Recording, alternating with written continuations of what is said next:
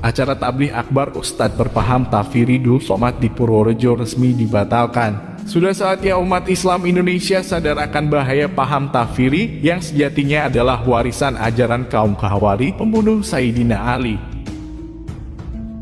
Terus kalau suwun ya, jenengan kedah yakin kalau paham takfiri yang memudahkan mengkafirkan orang lain itu paham yang salah. Karena itu bahaya. Selamat murtad, selamat murtad. Wajar sekali ketika masyarakat kemudian menolak UAS. Kenapa? Karena sampai detik ini saya kira UAS masih merasa bahwa apa yang selalu dia sampaikan itu adalah kebenaran, tidak pernah salah. Siapa yang ikut tradisi orang kafir, nanti dia mati dibangkitkan sama kaum kafir itu. Secara fikih itu nanti repot. Kalau nanti di salah satu seminar itu sudah mau zuhur, ketemu satu narasumber yang gampang mengkafirkan orang, itu separuh masjid, kebetulan mereka banyak bisa ngaji itu terus gak sholat zuhur. Tanya sama mereka, lu kok gak sholat zuhur sudah masuk waktu? Kan sholat hanya wajib untuk orang muslim, kita akan kafir. Ya karena dikafirkan tadi. Kemudian ingat gak pas Ustadz Abdul Somad berteriak-teriak ya ingin mendirikan khilafah, mengafirmasi apa yang diinginkan oleh orang-orang HTI. Diingat kan itu semua. Jadi memang sangat logis dan layak untuk ditolak. Tidak hanya Somad tapi siapapun. Ustadz penceramah yang kedapatan pernah mengkampanyekan, menyerukan, mengajak khilafah Islamiyah, maka seharusnya ditolak di atas bumi Nusantara yang berdasarkan Pancasila.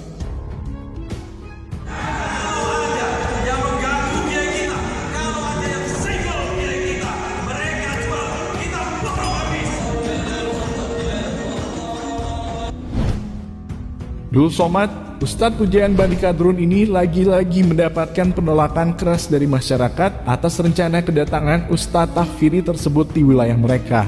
Kali ini penolakan datang dari Purworejo yang masyarakatnya paham betul bahwa wilayah mereka adalah wilayah yang damai. Dan kedatangan Dul Somad tentu bisa menjadi ancaman atas kedamaian wilayah mereka yang selama ini sangat terjaga kerukunan antar masyarakatnya. Gelombang besar penolakan masyarakat Purworejo atas kedatangan Dul Somad ke wilayah mereka membuat berbagai institusi di Purworejo seperti Polres, Kodim, pimpinan cabang Nahdlatul Ulama, pimpinan daerah Muhammadiyah, dan MUI Purworejo menggelar rapat bersama panitia pelaksana tabligh akbar tersebut. Rapat yang digelar di Pendopo, Kecamatan Kutorejo, Kabupaten Purworejo tersebut memutuskan bahwa panitia pelaksana acara tabligh akbar yang rencananya menghadirkan Ustadz berpaham Takfiri Abdul Somad tersebut dibatalkan. Fenomena penolakan masyarakat kepada Dul Somad yang sudah sering kali terjadi membuat kita semua bisa menyimpulkan bahwa masyarakat kini sudah semakin kritis untuk berani bergerak melawan dan membendung paham takfiri yang semakin merusak pola pikir generasi umat Islam di Indonesia.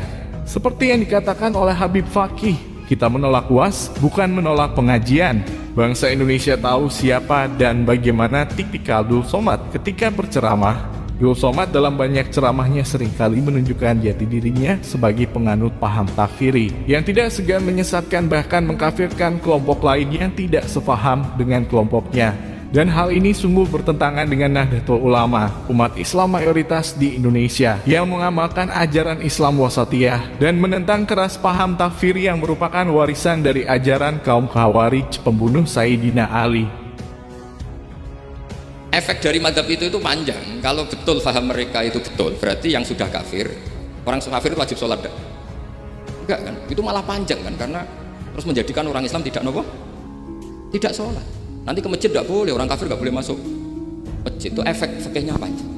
Oh, yang meniup lilin bangkit di padang mahsyar. Tengok sebelah kanan Paus Paulus, tengok sebelah kiri Markus, tengok depan Santa Maria, tengok ke atas Raja Guguk Sinambela. Kenapa aku bangkit sama orang kafir? Karena kau ikut-ikut tradisi orang kafir. Ketika ada orang salah jenengan marah, itu sebenarnya karena salahnya apa karena hal yang lain? Gue gedeng ngomong sholat, mesti sebabnya dua. Satu tidak sholat, dua kebetulan itu tidak anak kamu. Kalau itu anak kamu, kamu pasti istighfar berhari-hari untuk dimaafkan Allah, bukan maksud no. Tapi kalau orang lain, gue pertanyaannya sebetulnya kamu benci itu karena tidak sholatnya apa karena plus dia tidak anak kamu? Wajar sekali ketika masyarakat kemudian menolak UAS. Kenapa? Karena sampai detik ini saya kira UAS masih merasa bahwa apa yang selalu dia sampaikan itu adalah kebenaran, tidak pernah salah. Jadi pecundang, kita ini sebenarnya pecundang.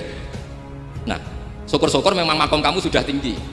Memang benar-benar benci karena maksiat, paribasane wayu gelem mbok rabi tetap mangkel. Tapi saya tidak yakin. Soleh-soleh seperti ini imannya sampai seperti itu tidak yakin. Mudah sekali mengkafirkan umat Islam yang melakukan kesalahan adalah ciri utama paham takfiri yang jelas tampak nyata pada diri Dul Somad. Sebagai seorang ustadz dan penceramah, dia menggambarkan Islam sebagai agama yang menakutkan, yang mana ketika pemeluknya melakukan kesalahan, maka nerakalah tempat abadi yang akan ditempati. Dia menggambarkan seolah-olah Tuhan umat Islam sangatlah kejam, yang tidak ada sama sekali rasa belas kasihan kepada umat manusia. Padahal Allah adalah Rahman Rahim, Tuhan yang Maha Pengasih dan Maha Penyayang, Maha Pemberi rahmat dan Maha tidak terbatas pengampunannya. Bahkan ketika manusia yang kafir selama 70 tahun pun hanya dengan mengucap syahadat maka sudah bisa dipastikan tempatnya di surga. Allah yang Maha tidak terbatas Rahman Rahimnya. Islam agama yang rahmatan lil alamin oleh Dul Somad justru digambarkan dengan kengerian yang sedemikian rupa, sehingga mustahil ada orang non-muslim yang akan tertarik dengan gambaran menakutkan seperti yang ia sampaikan. Sikap yang menggambarkan kengerian agama Islam inilah yang menjadi cap kepada Dul Somad sebagai ustadz radikal, sehingga sangat wajar ketika banyak umat Islam justru menolak kedatangannya ketika akan menyampaikan ceramah. Siapa yang ikut tradisi orang kafir, nanti dia mati dibangkitkan sama kaum kafir itu. Yang suka pakai topi San Benito itu nanti mati dibangkitkan sama orang Kristen. Nabi Ibrahim itu diangkat di alam malakut karena beliau seorang nabi melihat orang maksiat, ditanya sama Allah, ya Allah, itu orang-orang maksiat tuh makan dari rezekimu, menempati bumimu dan semua fasilitas yang kau bikin. Lalu menurut kamu gimana Ibrahim? Ya bunuh saja, matikan saja, sama Allah dituruti. Lalu suatu saat Nabi Ibrahim itu disuruh nyembelih Ismail. Bareng disuruh nyembelih Ismail, Nabi Ibrahim tanya, loh, ini anak saya ya Allah, ini samratu fuadi, ini buah hati saya, kenapa engkau nyuruh menyembelih? Dari ngetikane pangeran, apa kamu tidak ingat ketika tak angkat di alam malakut beberapa hambaku kamu usul supaya tak bunuh? Saya ini gentenan, saya anak sembelih. Rumang sama udah di pangeran gak sayang kau. Kita dadekno nabi ku kon dakwah ora kon mateni. Nabi Ibrahim nangis. Nah inilah perbandingan bagi kita. Sebenarnya saat kita benci maksiat, itu sebetulnya di hati kita itu tidak hanya maksiat, kita ada fairnya, plus itu ada orang yang terkait dengan kita. Paham takfiri yang selama ini terus didakwakan Dul Somad tentu sangat berbahaya dan menjadikan pemahaman beragama umat Islam yang mengikutinya akan otomatis menjadi pemahaman yang radikal. Sedangkan sifat radikal sendiri oleh Allah sendiri sangat tidak menyukai ketika dimiliki oleh hambanya. Dan itu terbukti ketika Allah memberi pelajaran kepada Nabi Ibrahim ketika disuruh menyembelih putranya Nabi Ismail sebagai teguran karena meminta kepada Allah untuk membinasakan umatnya yang melakukan maksiat.